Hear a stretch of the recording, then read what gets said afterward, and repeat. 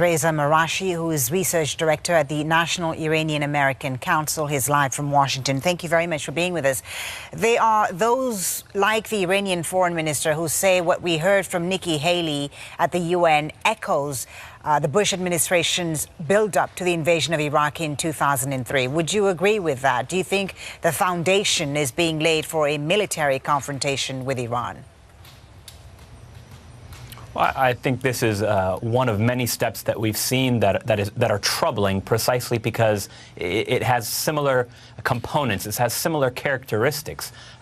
Cherry-picking intelligence from a UN report that was far from conclusive is exactly what Nikki Haley did today, and that's the same kind of cherry-picking that we saw in 2002, 2003 by the Bush administration in the run-up to the Iraq war. So we have to be diligent about this. How do you see the shifting alliances in this region playing into all of this?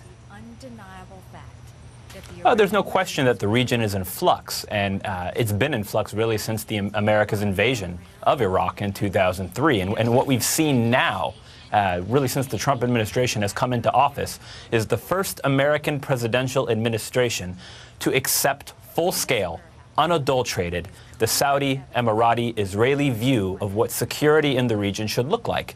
And that's why you see a trail of tears spanning from Yemen to Qatar to Lebanon to Iraq and to Syria. So really, we need to take a step back here and focus less on military potential solutions and filling the diplomacy deficit that exists in the Middle East.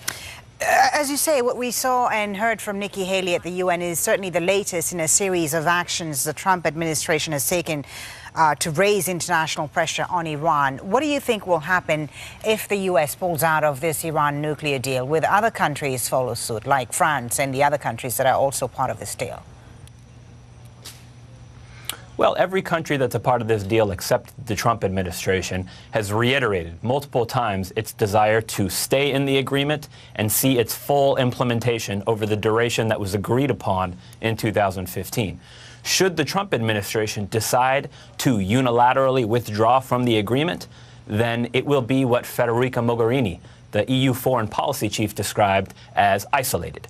And that's not a position that any country wants to be in when it's trying to build coalitions like Nikki Haley talked about early today.